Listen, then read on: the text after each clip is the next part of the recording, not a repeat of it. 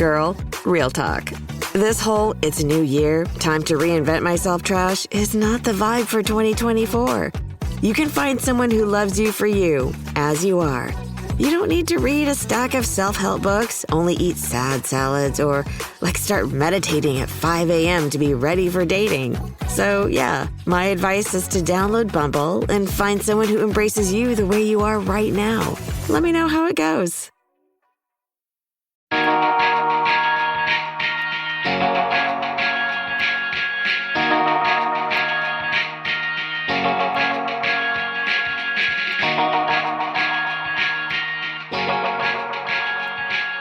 Hello, everyone. Welcome back to the Underrated Movie Podcast.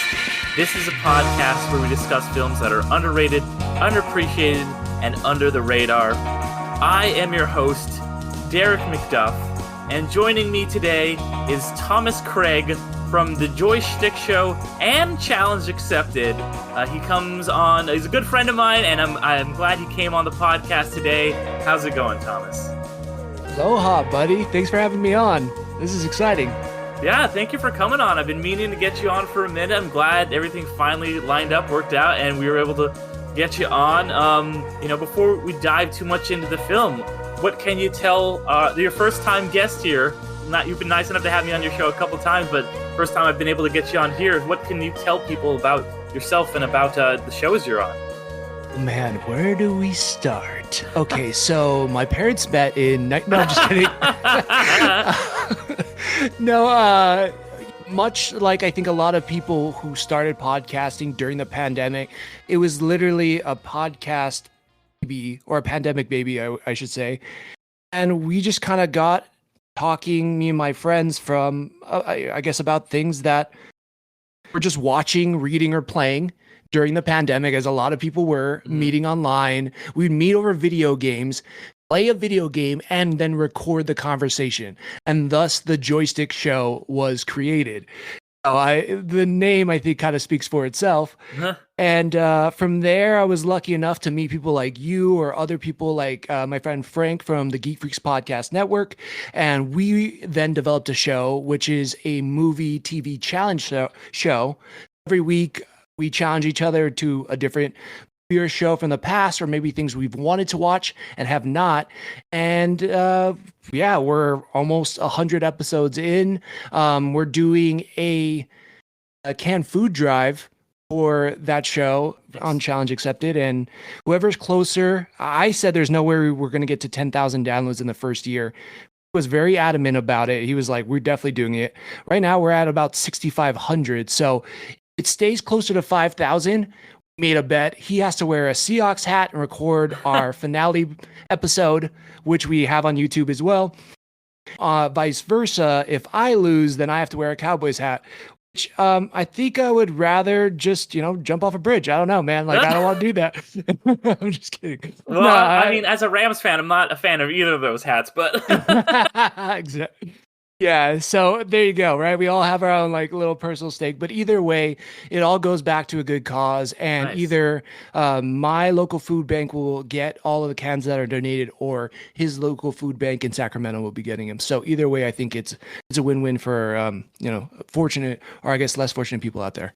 That's awesome, man. Yeah, that's really cool that you're doing that. And yeah, I'll say anybody out there who's listening who has not gotten a chance to listen to Joystick or Challenge Accepted, check them out. They're both great shows. I listen to both of them all the time. Thomas always comes in with some great insights on each of those shows. Thanks, man. You're too kind. That's not true at all. My co-hosts are all great, and then I just try to come in there and tell them what the news said.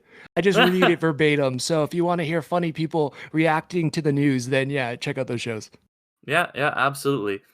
But today, those are usually more kind of geared towards a little more current stuff, typically, or maybe stuff that's a little more pop culture-y than I guess than we were going to be discussing today. Which is why I'm excited to talk to you about it for a number of reasons. But the movie today, I haven't mentioned yet, is The Sound of... there's no the, it's cleaner. Sound of Metal, a 2020 film from Darius Marauder, written by Marauder and his brother, with Derek Sinfrance sharing a story credit with him. But yeah, this is a movie that originally it came out got a festival run, came out at TIFF in 2019, got snatched up by Amazon Studios, and was all geared up for a 2020 release. Of course, we all know what happened in 2020. And so kind of because it was through Amazon, it got put on Amazon. It got a much smaller release in November of 2023. But yeah, this is a film where stars Riz Ahmed as a heavy metal drummer who loses his hearing, who is also a recovering addict, and he goes and has to essentially find a new community. He joins a deaf community that is so he can have something of a sober living while he's experiencing all this.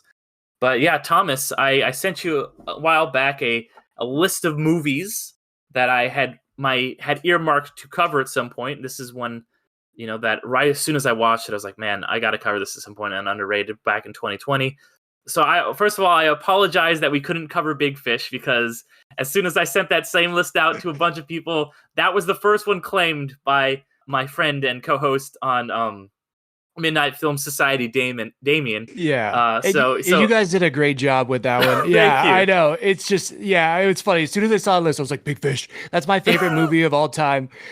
You also did it on Challenge Accepted, and you can hear me gush all about it over there. But no, you guys did a fantastic job with your rendition of Big Fish. It was great. Thank you. Your episode was great too. I listened to that Big Fish episode on Challenge Accepted. It was really good stuff.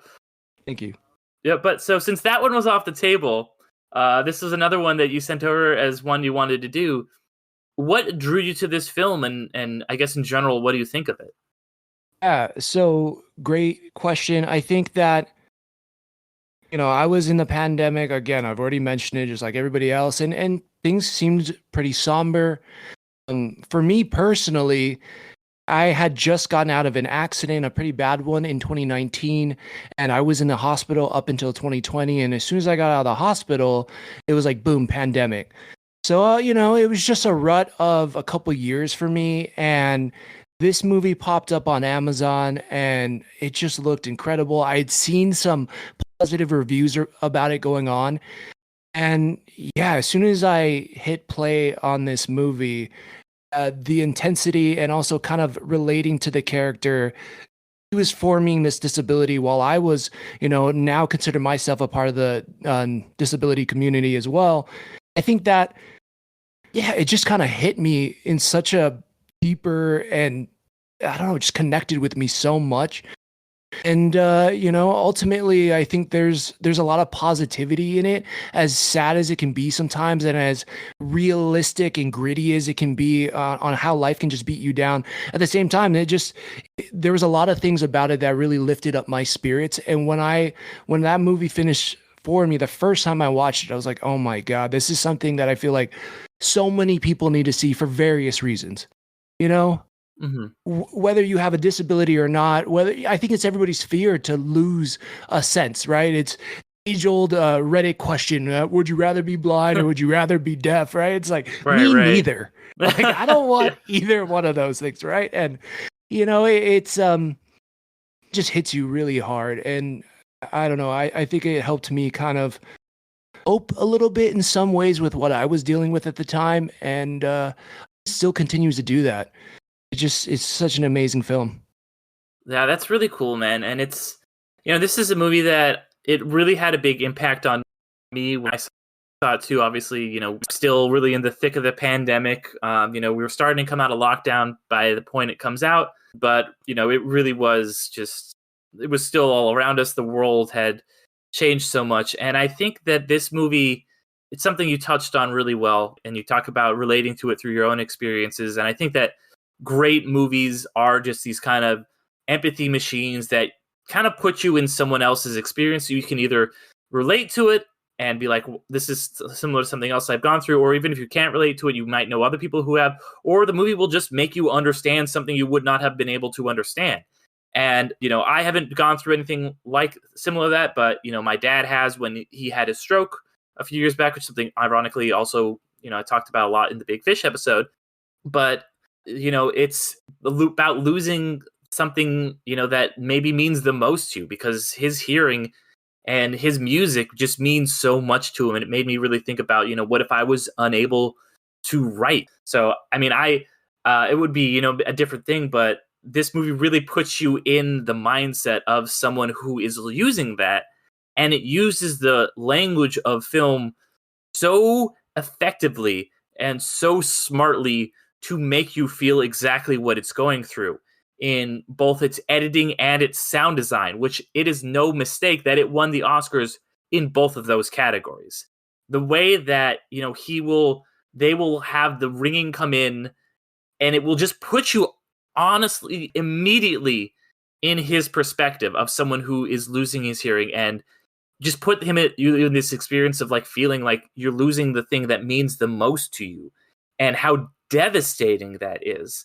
And they do it a couple different ways throughout the course of the film, and it's really effective, especially at the beginning when it'll show his perspective, and it'll be the rock show, and then it'll just cut to him and he's just drumming, and it's just muffled.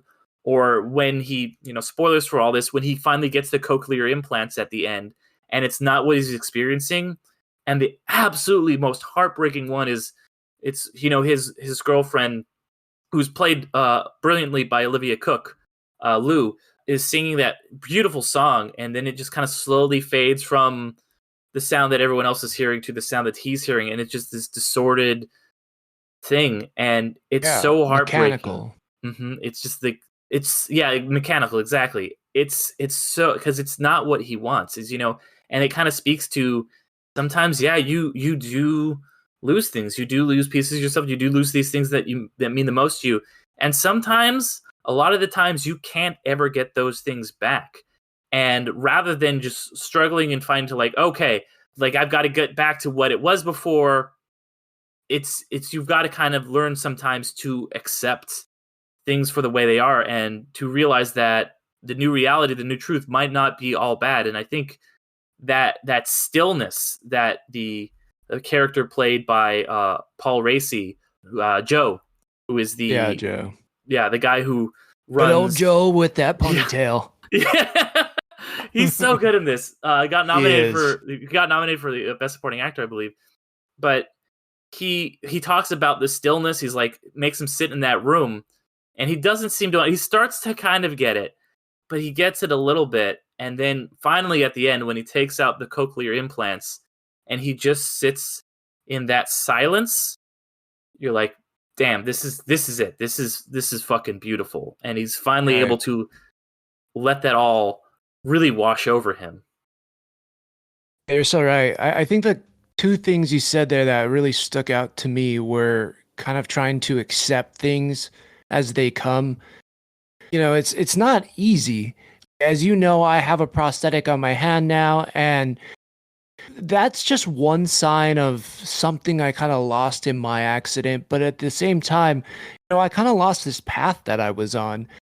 A lot of my life, I was trying to figure out who I was and what I wanted to be, and what I figured about figuring out who I wanted to be was like what I did was who I am. I don't know if I believe that anymore strongly. I think it determined the way you look at life, the way you approach things in life, obstacles, good or bad.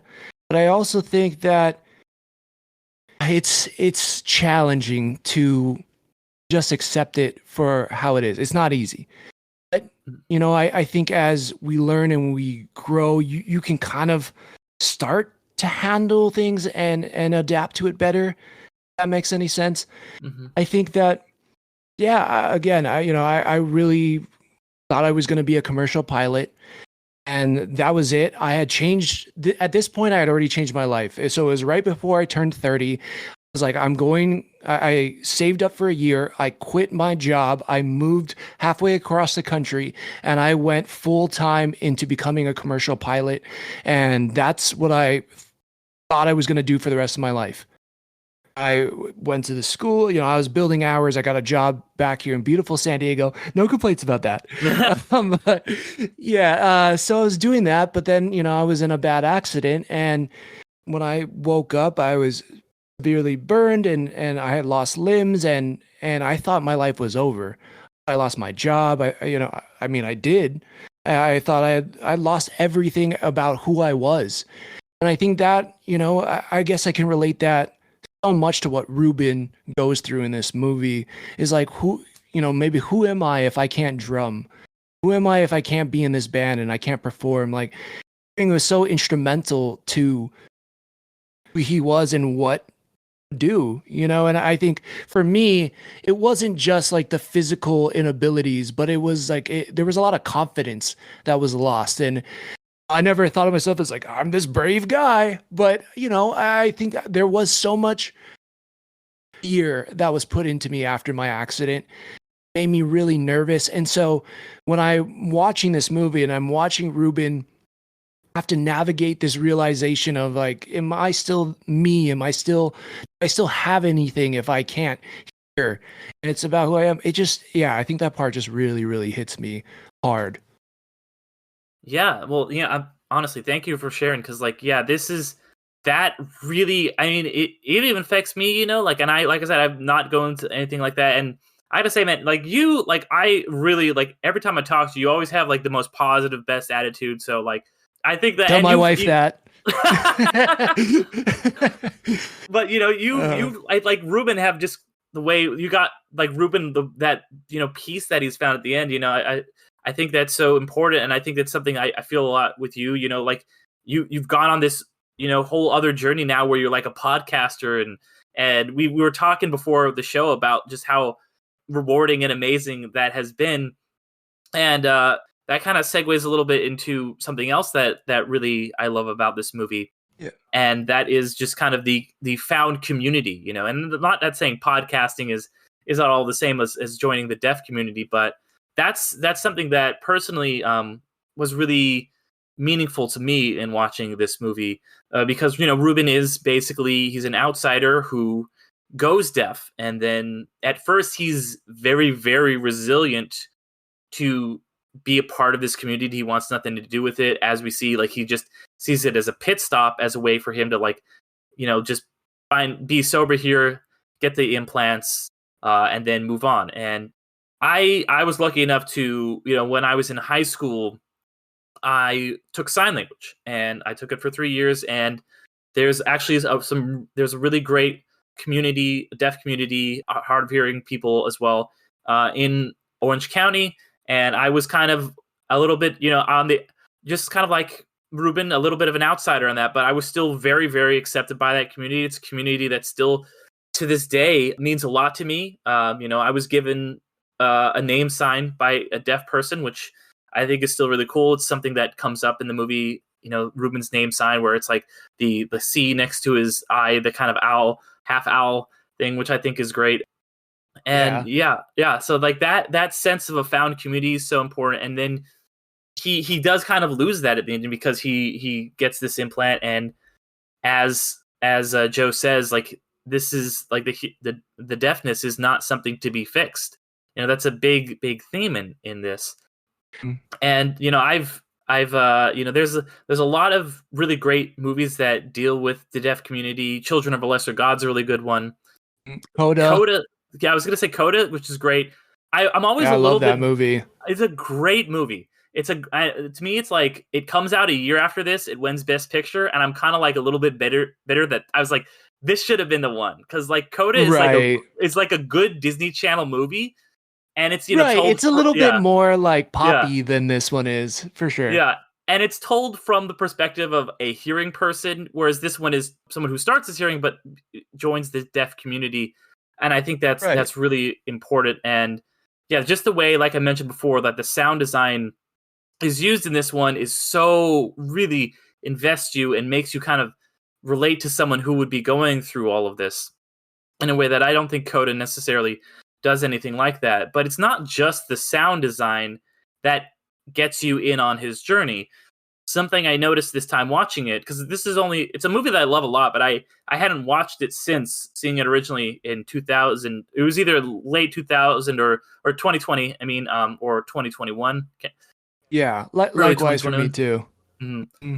But something I noticed this time is that the first half, when Ruben goes to the place, when he sees everyone signing around him, when he's very much feeling like an outsider, when he doesn't want to be there, there's no subtitles when anyone's signing. It's all just, you're in his perspective. He doesn't understand. You don't understand. I maybe get a little bit more than the average viewer because I know sign language. I've honestly forgotten so much. I used to be fluent and I'm nowhere near fluent anymore. But Yeah, that's impressive, man. Thank you. It's been a lot. I've forgotten a lot, but you know, you are just in that with him, watching from the outside, experiencing this. And then at about the halfway mark, after that great scene where he builds that connection with the kid, where he's drumming on the slide, and he realizes, oh no, this thing that I thought was completely gone, it's still here. It's just there's a different way about it. It's a different way to experience this. Yeah, it's like it's just received differently. Like it's the same skill, but just the way people can receive it now isn't the way that used to be able to. And I think you hit on so many good things there. And the things that for me stood out were, one, the community, especially after you've always developing different types of community. I think whether you're directly affected by an incident, I mean, if you're the one in it, in the situation, or if you're, related to somebody or you're a friend of somebody. Particularly now for me, I'm a part of a burn survivor community, an amputee community, like those things. But I think what made me start to heal really wasn't a part of those community as much. Like I still relate to that, and I see things pop up on TikTok or Instagram, and I'm like, oh, right on for this person and everything. I think the community, again, you were talking about, for me was like podcasting. I needed a challenge that wasn't just physical health.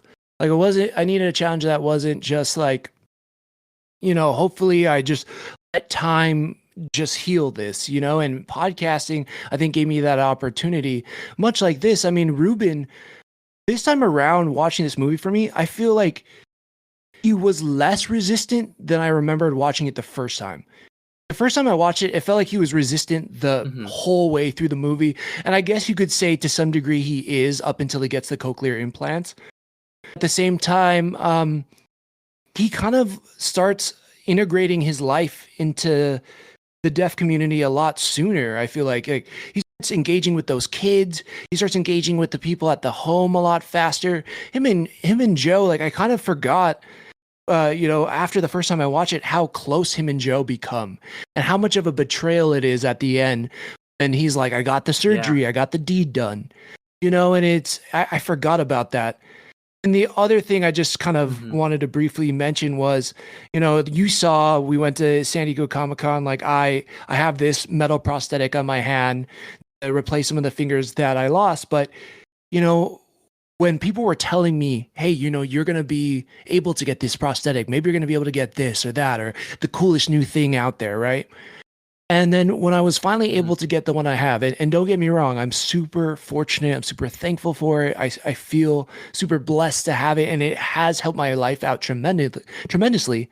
It's not the same as having your fingers. It's not the same as like being able to reach in your pocket and just touch things or like rest with it. Like if I want to go to sleep, I have to take it off, or I can't feel what's in my pocket, and those kind of things. Like again, as fortunate as it is, it doesn't quite live up to what you had before. And I think that part in this movie hits me so hard when he gets the surgery and he first starts testing it out with the audiologist, and it doesn't quite work the way he's wanting. He's like, no, keep messing around. Like, can you change this? Can you change that? And they're like, this is it. Like, this is the best it's going to be. I feel like that part hits me so much harder now.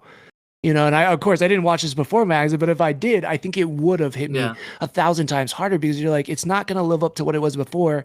And thus, back to what you were saying earlier, it's like you have to learn a little bit of acceptance with it. And it's hard, not always easy, but it does eventually maybe provide you with some peace. Yeah, absolutely. And I think this movie does a really good job of showing once he, like we said at the end, when he kind of finally completes his arc and he's able to find that peace and he takes out the implants, which, I want to say like real fast, like, I know in the deaf community, that is a real topic of debate about cochlear implants. And me as a hearing person, I'm not going to come down on one side or the other. That's not my place at all. But I know that debate is something that a lot of deaf people have very strong feelings about. But even before that, like you said, he's less resistant than you imagined. And I think, a big swinging point is I mentioned that the first half of the movie, there's no subtitles for any of the signs. And then at about the halfway point after he has that connection and he starts to really feel like a piece of the community, there are subtitles. And you're in there right there with him, experiencing that. You're like, he's in this community. He feels like he's not an outsider anymore, and neither do you, because you're seeing everything. You're able to kind of fully understand. It's doing more stuff with the sound design that makes you really get into it. He has now found a way to implement what he loves, his drumming, into his life, and he's teaching other people. And I think all of that is just so cool. And through that, we've been lucky enough to find this community in podcasting. We've hung out in real life. We met on the internet, and then we were hanging out at Comic-Con, Exactly. IRL, baby. But yeah, I think I think that is so important, and you obviously it can be like you can relate to it in terms of something that happens to you, physically, that you lose, or something that you go through. You touched on this with what happened to you with your accident. I've seen a lot of parallels with my dad over the years going through his rehab after he had his stroke and all that stuff. But it doesn't even have to be that. It can be really like losing anything and just realizing that something in your life, you can't get it back. And I think it's really smart to have the Olivia Cook character in this movie, because it's not just his dream and this physical thing that he loses, because this love that he has in his life is so important. And you see they have like a real deep, important connection. And when they say to each other, "You saved my life, you saved my life," you believe it.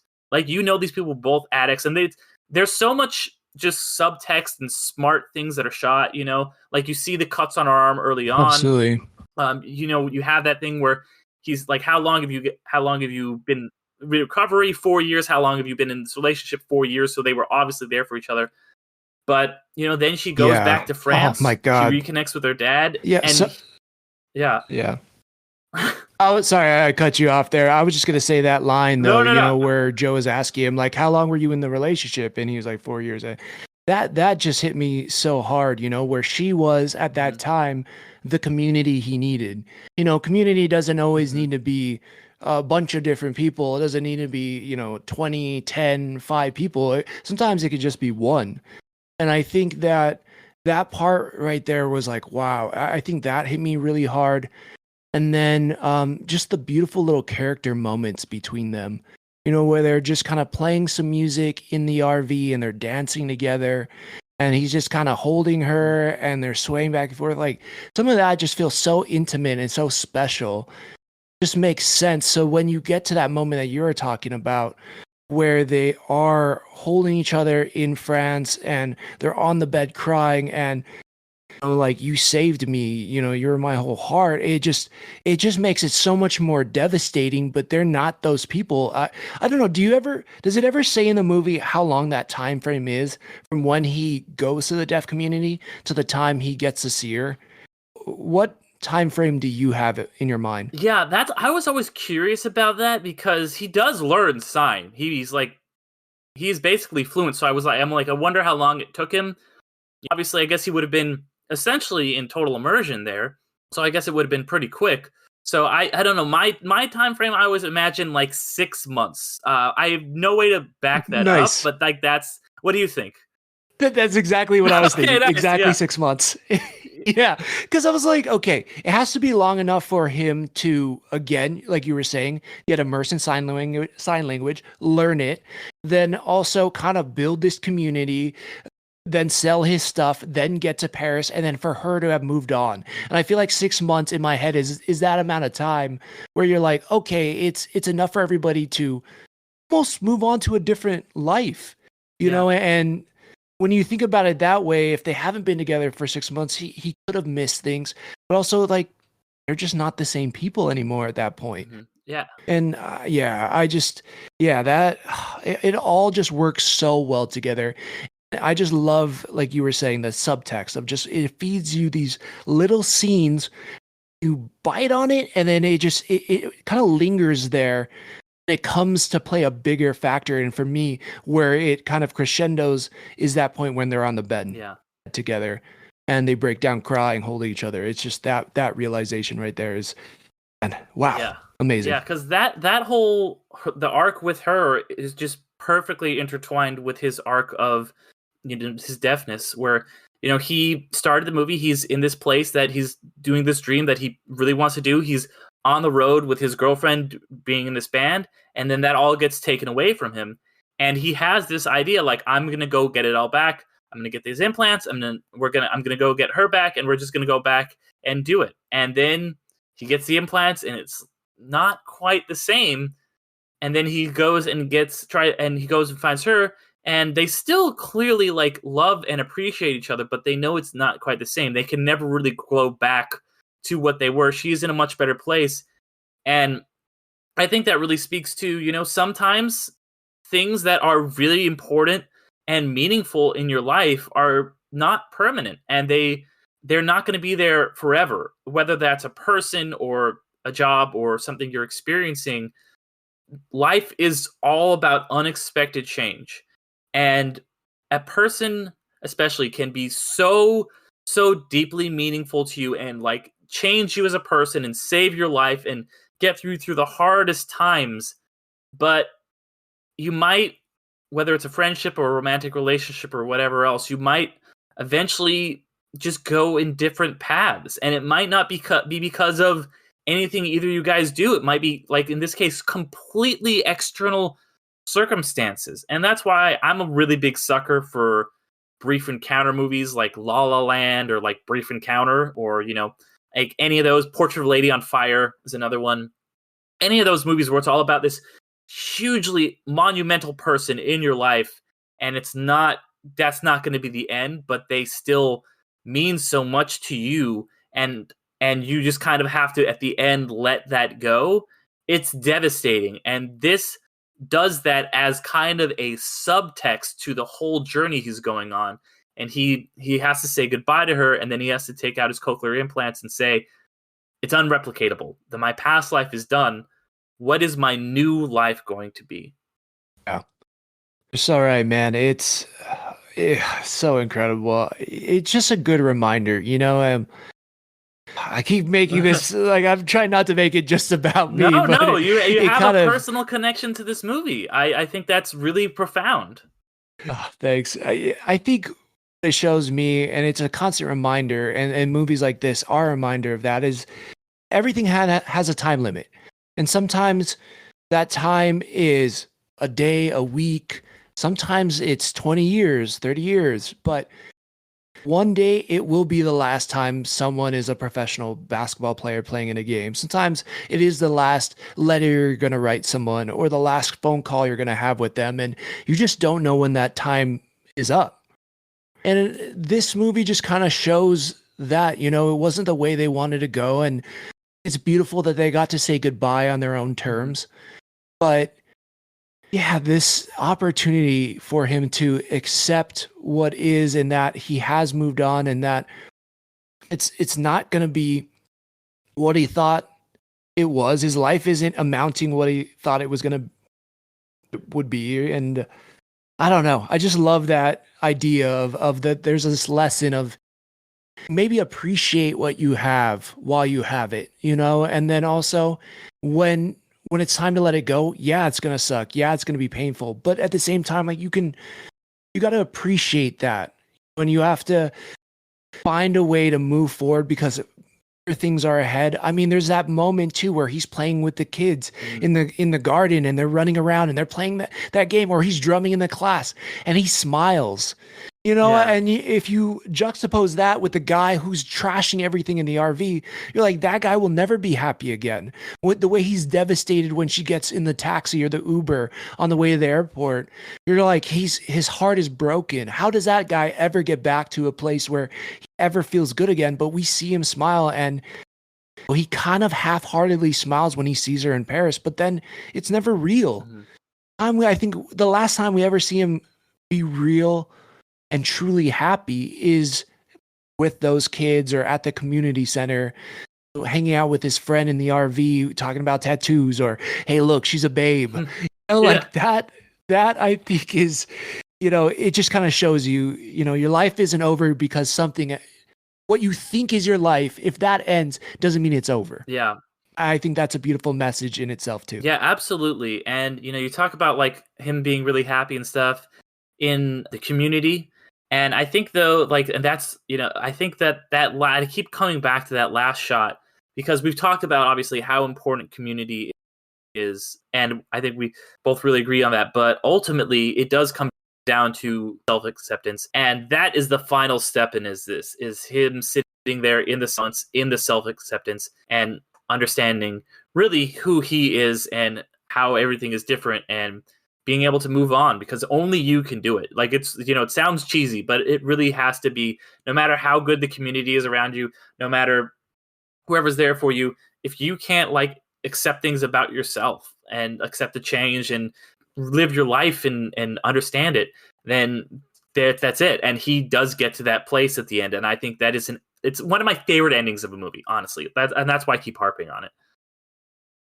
Oh man, that's awesome to hear that. I mean, because you've watched a lot of movies, and I feel like you've loved a lot, and you have not loved a lot. So I think this is like, I think it's beautiful that this movie's ending sticks out to you.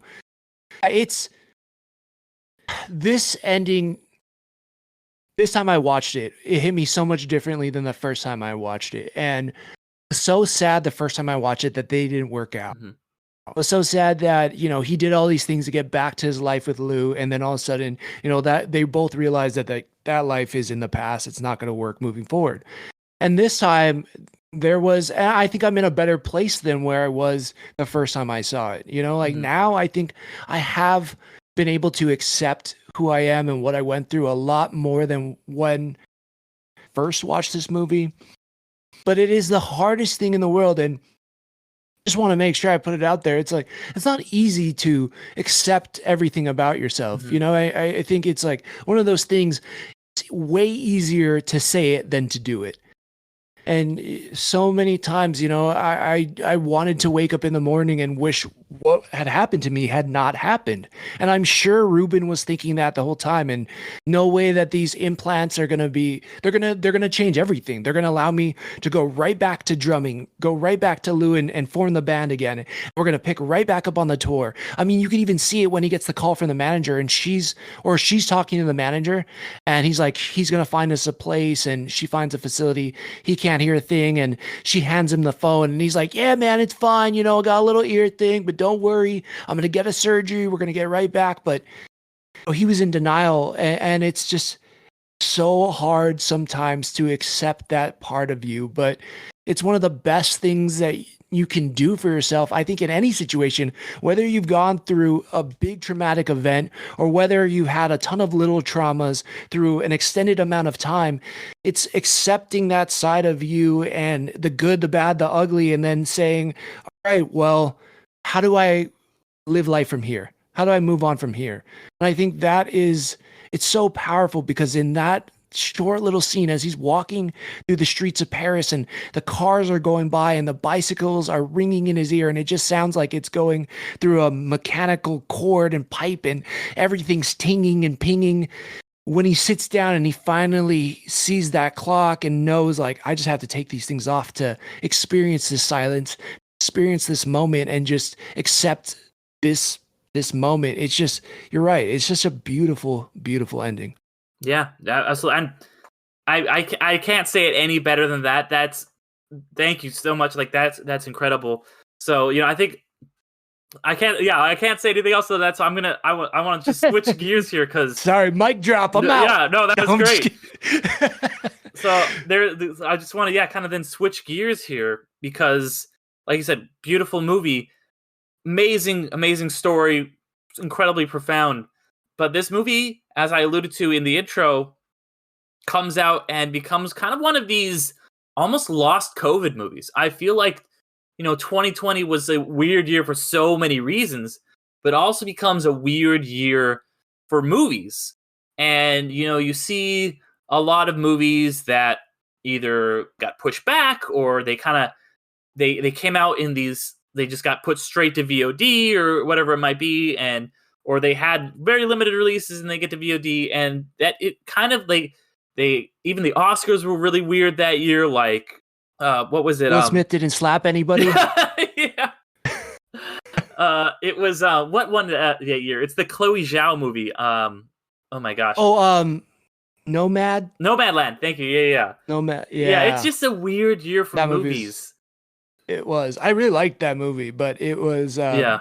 Yeah, it was strange considering what else was on the docket, I think. Yeah, and so unlike a lot of other years where this might have, it came out, the festival was kind of festival darling, and then the world changed. I think if this had maybe come out in another year, obviously it gets in the Criterion Collection and people like you and I know about it, but I think that this movie was always going to be a hard sell for like maybe general audiences, but really in 2020, it just got buried with it. I think maybe even everything getting pushed out to VOD might have even buried it more, because things you would normally see in a theater, this little indie movie that's an Amazon original had to compete with, now Tenet's out on DVD or streaming, or like Bill and Ted going straight to streaming. All these things, I like both those movies, but good point. like it's not going to be able to compete with those. And I think that a lot of these movies in 2020 got swallowed up. They got pushed aside. They got whatever. And this is definitely one of them. Do you have any thoughts about just kind of that weird 2020 timeframe and how it affected movies like this? You're so right. I think you nailed it, because everybody was like dumping everything on streaming. And I don't know really why I decided to like put it on one night, other than, I heard some good things about it. And it looked cool, like just that art of Riz Ahmed behind the drums and like the sound of metal. And then I, randomly, if I see a movie, and I do judge books by its cover all the time, but I usually try to take a step forward and I'll at least watch the trailer on it. And that trailer hooked me right away. But yeah, I agree with you. I think there was too many other things just kind of dropping all over the place, and it just got buried by all these other things. And it's unfortunate that it did, because it's such a special movie. You're so right. Like in any other year, if it came out the same year as Coda, like I don't know if you choose Coda over this, although Coda is one of my favorite movies. But maybe that did come out in 2021, but it's just so beautiful. And yeah, I'm just surprised that people don't hear about this, but I appreciate that you've highlighted it. It's so special. Yeah. I don't know, do you have anything to say maybe about Riz Ahmed being the star? Because I was pretty unfamiliar with him before I watched this movie. And after I watched it, I was like, I got to see more of this guy. Like, I got to see more of what he's in. And then I'm like, oh, he's in Rogue One. I can't think of anything else on the top of my head, but I'm like, I've seen him other places. He's he's one of those. He's like that guy. He's like the villain in the first Venom movie. Like, right. Yeah, he shows up in like some a lot of indie roles too, in addition to those big movies we mentioned. But I've always been a very big fan of Riz Ahmed. I think he's an absolutely incredible actor. He gives and we said there's lots of great performances in this. Paul Raci's really good. He actually is Coda. His parents were deaf. There's a lot of deaf actors in this. Olivia Cook's really good in this, but I think Riz Ahmed is so phenomenal in this. Like, this is like one of the great performances as far as I'm concerned. Like, this should be studied. Like, the way that he is able to just, you really are, and like I talked about how you feel connected to this character. And a big part of that is the way the film is shot, designed, the script. But it doesn't work if he's not so good. He is so good. And it's not just that his acting is incredible. Like, his physicality is so good. Apparently, Darius Marauder and Derek Seinfranz, who I'm, by the way, big fan of his. Most of the movies that he writes or does the story for, he also directs. I'm a big fan of like a couple of films he did with Ryan Gosling, like Place Beyond the Pines, or some of those. But apparently they were looking for, this is Darius Marauder's first and only to this day directorial credit, and he was looking for like a lead actor for like, I think it said 13 years or something like that. And he found him, and he found him in Riz Ahmed, and Riz Ahmed like really like took this role very, very seriously the point where he would practice drums for 2 hours a day, and he would work out for 2 hours a day to get in the physical shape that he would look like this character, and he also learned sign for 2 hours a day, and that's something that I was very impressed by. Just because I know sign, I can always kind of tell when somebody's doing a good job and when they're faking it, like you can always like okay, this guy is pretty good, like Children of a Lesser God, which I mentioned before. I want to say Kevin Costner is in that, and he's fine. He's not great. Like his signing is like okay, or like I remember a while back I was watching with my roommate at the time, showed me Miracle on 34th Street, the remake, not the good one. Oh, okay. And yeah, there's like a scene where like Santa Claus has to like sign to a deaf kid, and I was like, that Santa does not know. So like that was like clearly like somebody on the day was like, all right, move your hand like this and do it like this. Like it was very rigid, but like just copy everything I do for the next 5 minutes or whatever. Exactly. And Riz Ahmed, like you were like, wow, no, this guy knows sign. He's not just like, someone wasn't like, hey, just do this. Like, no, he completely knows it. His dedication to this role is astounding, honestly. I don't know. What did you think about him? You're so right, man. Just that. I'm impressed by all the background knowledge that you just dumped there, because I was like, without really knowing any of that, his dedication, you could just see it in his face. At the same time, he looks like he can really drum. He looks like he really learned sign, like all of those things. And it's because he did. And, there's a certain level of like, what's acting? Like, are you acting if you really can do those things? Or are you acting if you're just pretending to? I mean, I think there's different schools of thought on it, but there's some part of it where he was embodying this character. And I don't know if he would consider it method or not, but the things that he can do with his face and his reactions is priceless. There's this moment where, again, he gets the cochlear implant on and he's sitting with the audiologist, because I keep coming back to this moment because the doctor's turning up the dial or clicking on different things on the computer to make it this or that or whatever. And you could just see him like trying to put on a good face, at the same time kind of realizing like, oh shit, I did all of this. Is it for nothing? Did I sell the RV? Did I sell all my equipment? Did I lose my best friend, my new best friend, my potential jobs, all these connections I've had for these implants for no reason? And that realization on his face, I feel like I'm just going to always be able to see that. There's another moment too where he first gets, he goes into, I think it's like a CVS or a Walgreens, and like he's telling the guy like, oh, I can't hear you, I'm deaf, like you got to write it down, and they're like, we set up this appointment for you, go to this address. Basically he goes there and they're doing the hearing test on him.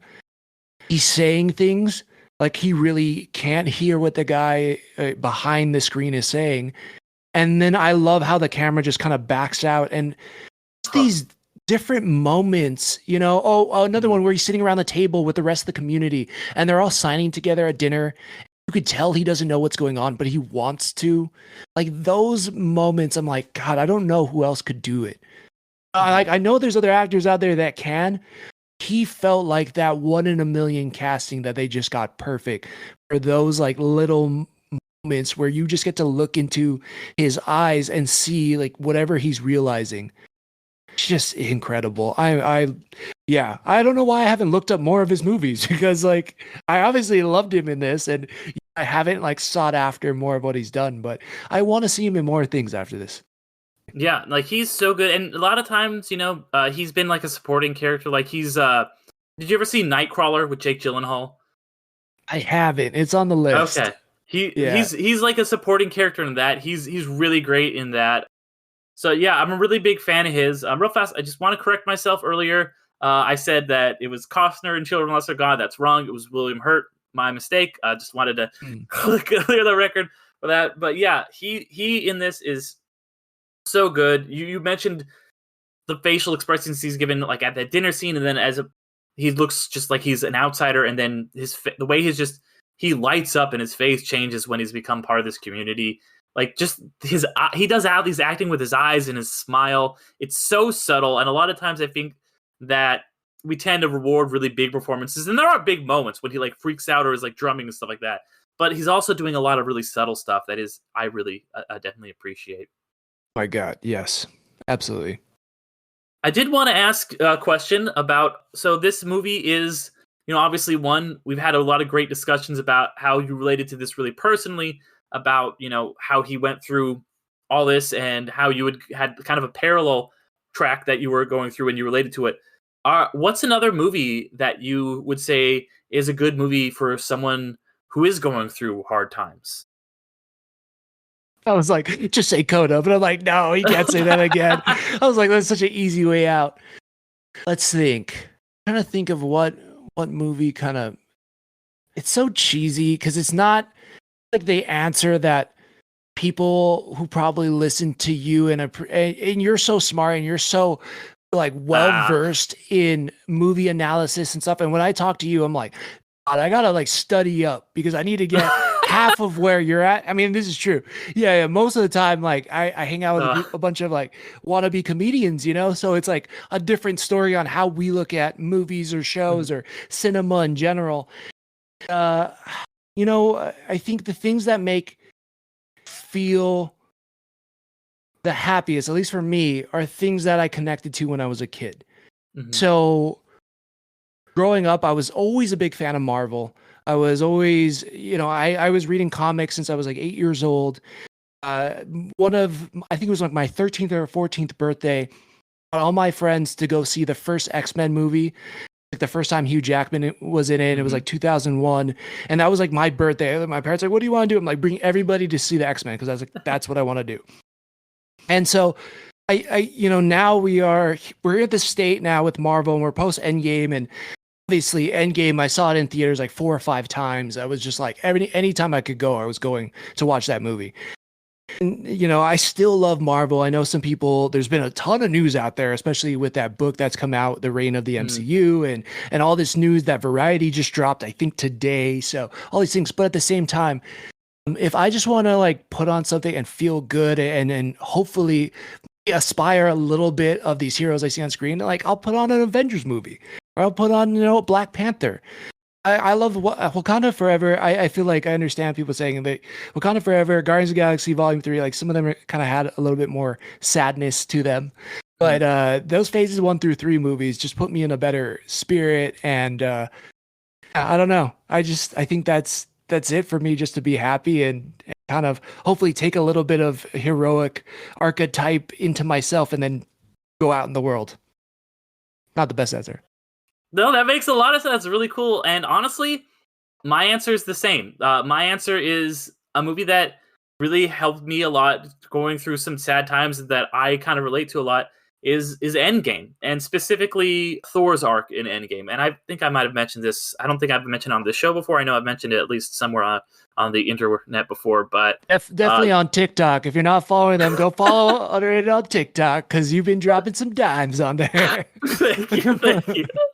Yeah, but yeah, like Thor, his whole arc in that movie, where he at the beginning of the movie, or like see at the end of the movie, he basically fails to save everyone, and he wears this weight of responsibility, and he feels like he isn't worthy anymore. He's lost his hammer in Ragnarok. I think seeing Ragnarok flow into this movie like really helps that. And during the pandemic, like so many other people I was in not a good space. I had, in addition to everything that was going wrong in the world, I had just been through like a pretty gnarly breakup and just like a lot of other stuff. And I was also like Thor, not super happy with my weight at the time. And there was a lot of things that I kind of like related to with Thor, and like he has that moment when he like talks about Jane, and I was like, oh, I get this, and then he just feels like he's not the same Thor. Like he's not good enough anymore. And then there's that moment when he goes back and he talks to his mom and he calls for his hammer, and it comes to him, and he starts to like break down a little bit, and he says, I'm still worthy. And that hit me so fucking hard. Because I had seen it before the pandemic and that all happened, and it was a really good moment. But like you said, going back to it later on, and this is already like a 5-star movie for me, but like that moment just hits so much harder.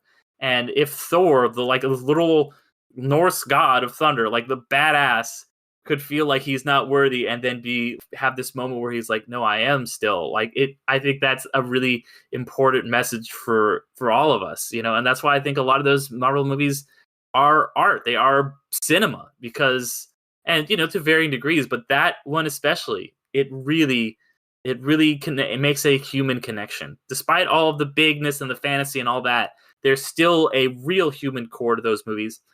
Just like I think there is a real human core to this one. So yeah, with that, any final thoughts on Sound of Metal? I mean, his muscles were made of katati steel, so if he can not feel worthy, then I think it'd happen to any of us. But no. No, that was beautiful, and yeah, I appreciate that, especially if it's coming from you. Then I respect it so much more, and no doubt, my friend, you are worthy, more than worthy. Thanks. So, no, I adore this movie. I don't use that word a lot to describe movies, but I think this is in a very select category for me of movies. Always kind of send people, they're looking, if they want to be sad, but also are looking for a little bit of a light at the end of the tunnel to get out of there. I think it's this. I think Coda. I mean, for me, Big Fish does it because of Ewan McGregor's positivity through it all. Yeah. And whether he could be the most liked person in the world and still not have people like you. In that movie, it's his son. In this one, he didn't care about anybody liking him except for maybe one person, and he does everything to get back to them, and it doesn't work out. And yet somehow you still find peace about that, and somehow you still realize like who you are is as good as you can be. And this movie just does that. Also, putting yourself into someone's shoes, like and I probably should have thought of more comparisons going into this, but I can't think of any other movie that puts you so well into someone else's shoes where you're like, oh my God, that would be so tough, or that would suck. And I just commend anybody out there who is a part of the deaf community or the blind community or physically impaired, whatever it is. It's so tough. And if you see that person putting a smile on their face, like, just know in your head, whether you say something or not. I don't know if I would necessarily want someone coming up to me and be like, good for you, man. But like in your head, just think like, man, if they can smile, like there's a reason for me to smile or for me to laugh. And I think it's just that it's a constant reminder of that for me. Yeah. I wasn't gonna originally share this story, but you talked about when you like seeing the deaf community and stuff like that, and I've had so many great experiences with the deaf community. And this was a couple years back when my sign was a little less rusty, but I remember a couple years back I was working in the DVD section of the store I was working at the time, and there was a deaf woman who came in, and I just started like signing with her and stuff like that, and just kind of talking with her, and I could really tell that it had been a minute since she'd had like a real conversation. We were just kind of shooting the shit, and she was like asking for movie recommendations and stuff. And then at one point she asked me for Children of a Lesser God, and I found, and I grabbed it for her. We had the DVD, and I checked her out, and then she like kind of got really emotional and like started crying and stuff like that, and just was just like, it just very like, it was the littlest, like I didn't do anything, like I'm not trying to like pat myself on the back at all here, because it was just, but like just having that connection like was so cool. And then she gave me the DVD. I still have it. And she was just like, here you go, make sure you watch this. And it was a really fucking cool moment that I think about a lot. And I think, yeah, it's so important to build connections, and those communities are really cool things. And I'm been really blessed to be an outsider who's been allowed into this community a little bit. So yeah. Beautiful, man. That's awesome. That's what it's all about. Yeah. This is the power of movies, right? I mean, this is the power of us all being technically, or you can, now going to a movie or sitting down or having the ability to watch something other people, maybe not exactly at the same moment, but then to go online or to connect with friends on podcasts or Zoom or call them and be like, hey, did you watch this? What'd you it's like, we at our core, we're all the same, we're all made of the same stuff. And it's just like maybe we use different words or maybe we look at things slightly differently, and that's kind of the beauty of life in itself. But at the same time, it's like this is the stuff that like I love so much, and just that connecting with people who care and think about things the same way as me is just, it's so freaking awesome, man. Sick. And that's why thank you for putting this movie on the list, and thank you for having me on here to talk about it. Thank you for coming on, and thank you for choosing it. Like, oh boy, now we're just going back and forth. Yeah, just gushing over. Well, that I think that's a perfect place to end it. Before we end it, where can people find you? Where can people find your shows? Yeah, man. Yeah, thank you for that. You can follow us at the Joystick Show on any of the social media. It's JoyStickShow. Again, anywhere on social media. And for Challenge Accepted, you can find us at Challenge Accepted Live on social media. And the podcast are both those names. So yeah, if you search on your bar, we're on all the podcast platforms and on YouTube. Yep. And then I'll just mention that same thing for Underrated. We're on all the podcast apps. Just look up Underrated Movie Podcast on any of whatever your podcast player of choice is. If you can, give us 5 stars. It's a little thing, and it makes huge difference. Or, if you want to follow us, that's all Underrated Movie Podcast on all the socials. We're on YouTube now. And we also have a Patreon. So if you want to follow us on Patreon, we have options for $1, $3, and $5. So if you want to do $1, there's plenty of perks. You'll get a shout out on the show, and then there's going to be some changes to that recently, so there's going to be a few more perks coming even at the $1 level.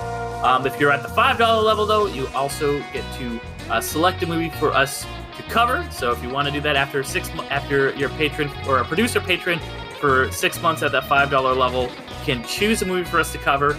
We got to do Jackie Brown not too long ago. That was a lot of fun. And at the $3 level, there's also an exclusive sports movie podcast called Underdogs. I should mention I'm also on another podcast, which the Midnight Film Society. Look that up. That's where me and my friend Damien, who has been on this show, talk about kind of more movie up-to-date news, what has been out recently. So definitely check that out. Midnight Film Society. It's on all the podcasting apps. And then next week is going to be our Christmas episode here on Underrated. I'm going to have Art from the Cozy Christmas podcast talking about the Christmas zombie musical Anna and the Apocalypse. Should have a lot of fun with that. Looking forward to that. But yeah, once again, Thomas, thank you for coming on. Thank you for sharing those stories, being personal. I always love it when people bring something like that to the show. But until next time, everybody, I'll see y'all later.